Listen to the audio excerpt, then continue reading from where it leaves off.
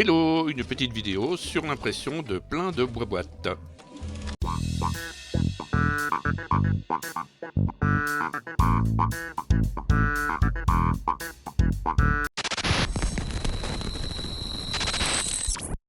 Trouvée sur Printable, cette petite boîte pour ranger les outils de Corwan est vraiment top. De plus, c'était un bon exercice pour voir comment la Corwan s'en sortait avec le changement de filament. Et je dois dire qu'elle s'en sort très très bien, comme on va le voir.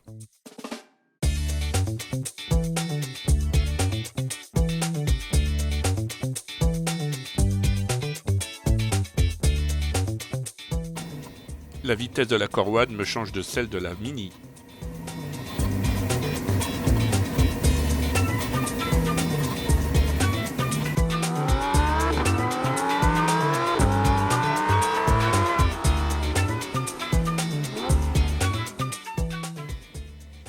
Je n'ai eu aucun incident d'impression et franchement le changement de filament s'est fait sans aucun problème.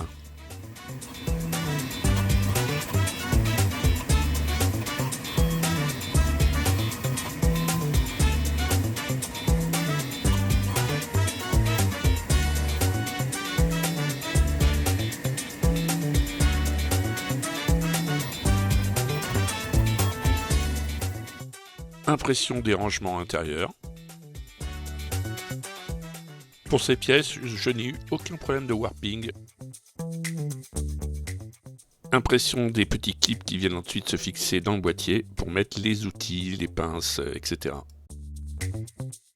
Ici une vue de côté de l'imprimante de l'impression de la coque inférieure qui fait 6 cm de hauteur. A few moments later. Résultat de l'impression du couvercle, on voit vraiment que c'est très très propre, le rendu est vraiment top.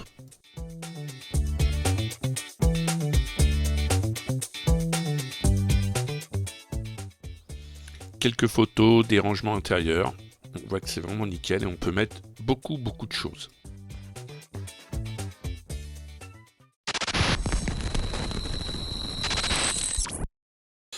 Ici, une bonne idée de rangement aussi avec ces petits tiroirs qui sont vraiment pratiques pour mettre des petites pièces. On voit l'impression des tiroirs, en plus en mode vase, ce qui est très pratique. Donc plein d'autres couleurs, comme on peut le voir.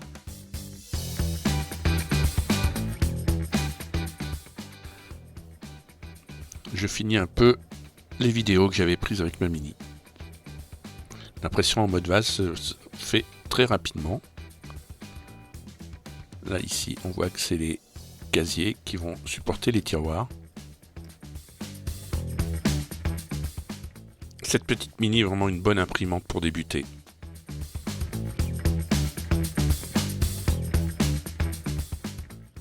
Le résultat, une fois que tout est imprimé, la poussière étant en supplément.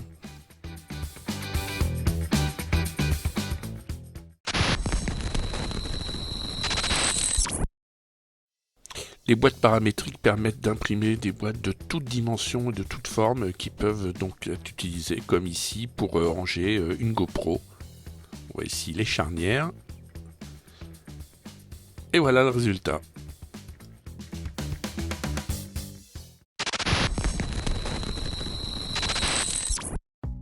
Des boîtes paramétriques, on en trouve sur plein de sites. Ici, c'est des boîtes que j'ai trouvées sur Printable qui permettent d'imprimer plein de boîtes. Il y a les fichiers 3D qui sont fournis, donc les fichiers Fusion, vous pouvez ouvrir et donc après paramétrer comme vous le souhaitez, les hauteurs, les largeurs, les profondeurs. Donc ici, on voit une impression sur ma Mini. Si vous êtes courageux, vous voulez vous endormir un petit peu, vous avez 2 minutes 54 de timelapse.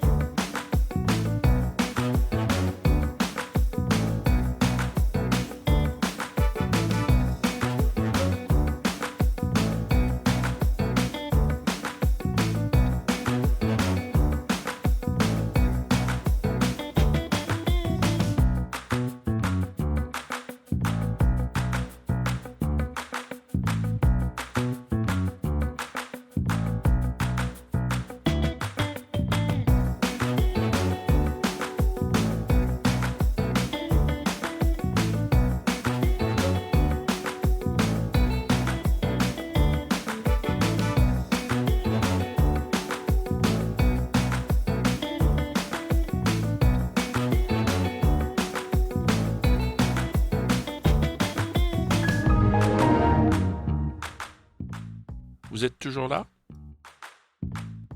D'autres boîtes paramétriques sous différentes vues.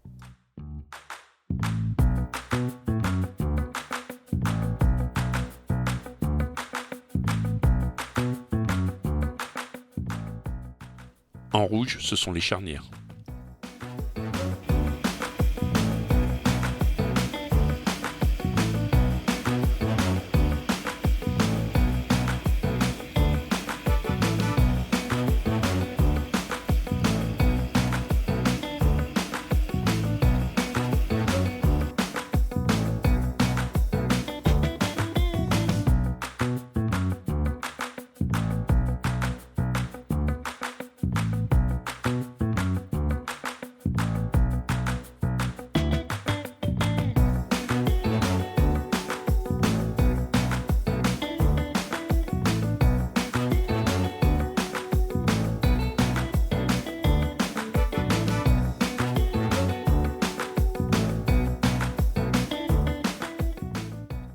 Et oui, j'en ai imprimé vraiment beaucoup, c'est hyper pratique pour ranger plein de trucs et j'en ai filé aussi autour de moi.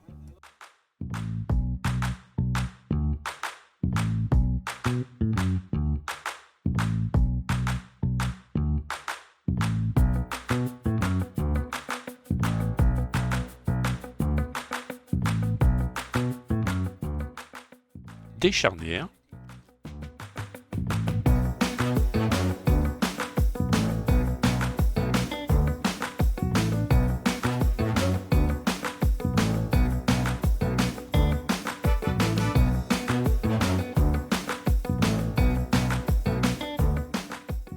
Et pour la fixation des charnières, j'utilise des vis sans tête 6 pans creux. Quelques exemples d'utilisation de ces boîtes.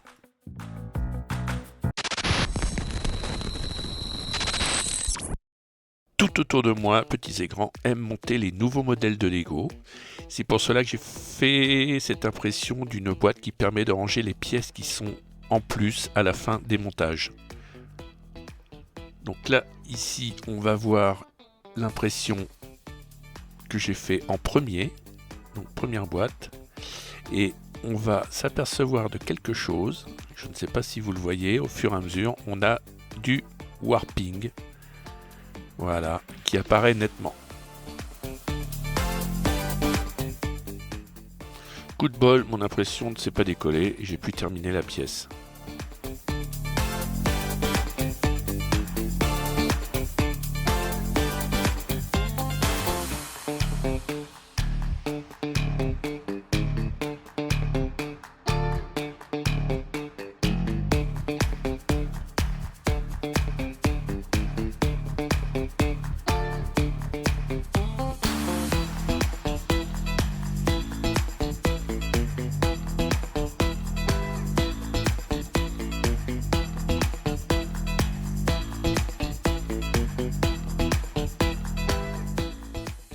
Donc premier essai très mitigé, même si la boîte est fonctionnelle, c'est vraiment pas esthétique.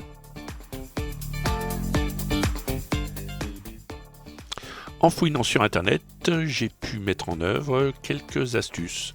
Donc l'ajout d'une jupe, bordure, ainsi que l'ajout d'oreilles de souris aux 4 coins de la pièce. Je vous montre comment j'ai fait sous Prusa Slicer, mais avec les autres slicers du commerce, c'est assez facile à faire.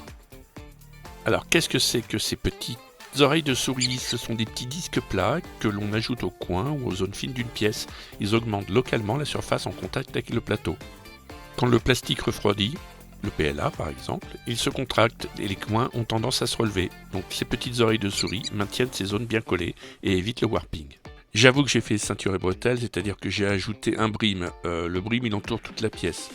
L'avantage des oreilles, c'est qu'elles sont localisées uniquement au point critique. Donc il y a moins de matière, plus pratique et plus facile à enlever. Alors cet angle de vue ne permet pas de voir le résultat, mais on va regarder avec un angle de vue différent que cela fonctionne super bien.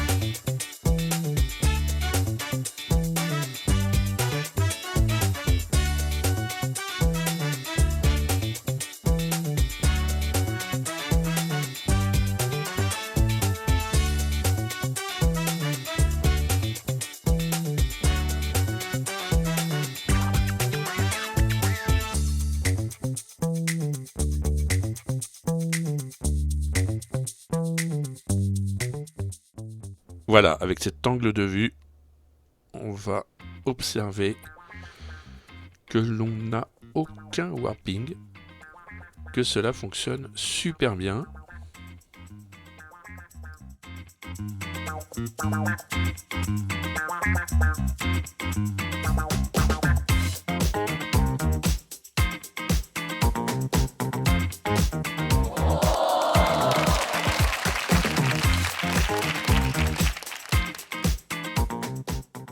J'ai voulu tester une vue sur le dessus de l'imprimante, mais la caméra a glissé avec les vibrations.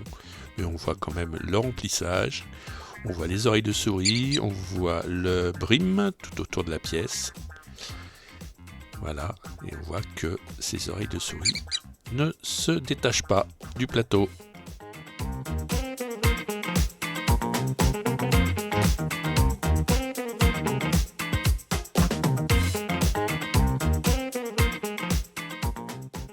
Encore une vue de côté qui permet de constater que l'on n'a pas de décollement. Warping in English.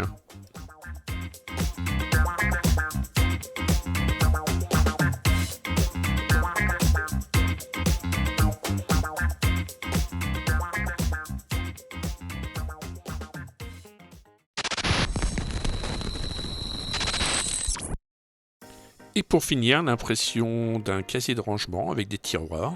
Cela m'a permis de tester l'impression de grandes pièces, pratiquement tout le volume de la Core One. Voilà ce que je voulais faire au début, regarder un peu ce que ça donnait pour changer de ma Mini. Casier très modulaire, donc on imprime la box ici, et puis après différents tiroirs avec des compartiments qui peuvent être donc ajustés. Impression du casier.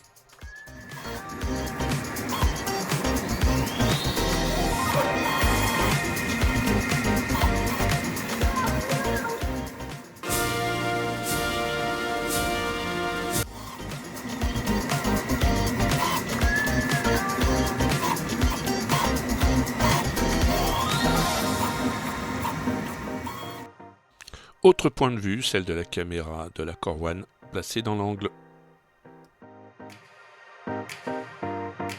Ce n'est pas de toute beauté, mais ça suffira amplement pour l'utilisation que j'en aurai.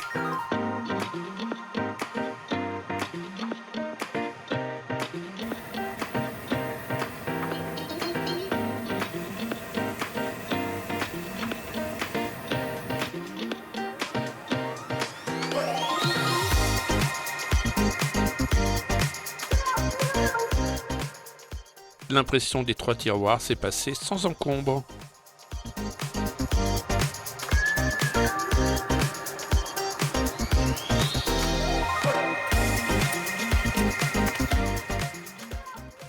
Le retrait des supports n'a posé aucun problème. J'ai pas filmé, mais j'ai passé aussi un petit coup de pistolet à air chaud pour enlever les traces, les petits filaments de strigging.